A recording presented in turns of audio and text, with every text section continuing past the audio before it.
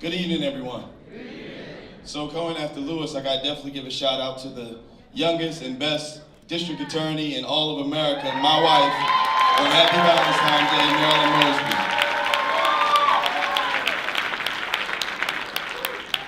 So I stand today before you, and yes, we do have an election coming up, and there's a lot of people in the race. But the one thing I'll say today to my Purple Honey family is that there's two clear options. Either we can do what we've been doing for the past 20 or 25 years with the same leadership and the same policies and the same thought processes, or we can think about moving in a new direction. We can think about really showing this nation what Baltimore is truly about.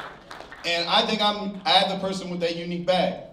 Being born and raised here in the city of Baltimore, product of Northeast Baltimore, I grew up in a 3-bedroom household with 6 women. Man of my house since day one.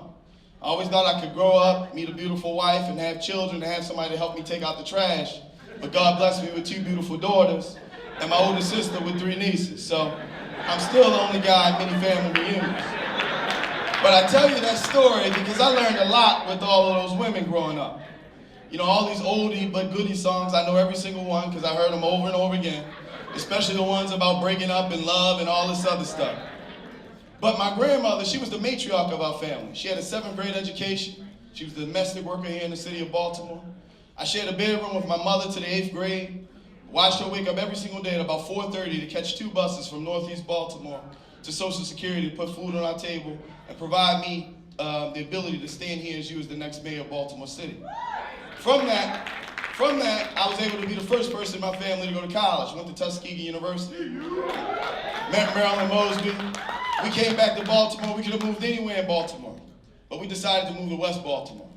We bought an abandoned house. It was abandoned for over 20 years. We didn't have a roof. The back wall collapsed. All the houses across the street were abandoned. My next door neighbor was a vacant.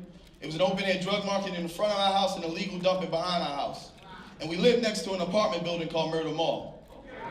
But the reason that we moved around there was because we saw the potential in West Baltimore. We knew that it was places like Baltimore, Maryland, being from inner city Boston, that really helped shape and mold who we were. And there was no reason that we couldn't reclaim those places. So I'm running as the next mayor of Baltimore to ensure that we put our community in a positive light and in the right trajectory, with new energy, new ideas, and a new fresh commitment for all of Baltimore. See, I tell folks all the time, with my amazing experience of being born and raised here in the city of Baltimore, seeing the best, but also seeing the worst of the city, being able to go to college, being able to do well in corporate America, and sitting at City Hall for the past 5 years, I've seen enough of the government and understand its deficiencies, but I also haven't allowed it to impact my vision and my perspective. You can put me in any corporate boardroom downtown, I'll be able to look at a problem, help develop a solution, and execute on it. But I'll be able to do the same exact thing in any street corner in the city of Baltimore. And now, more than ever, we need that type of leadership. We need that type of transformative leadership of connecting the dots. When y'all get a chance, please check out my website. It's mosbyformayor.com. Thank you, people.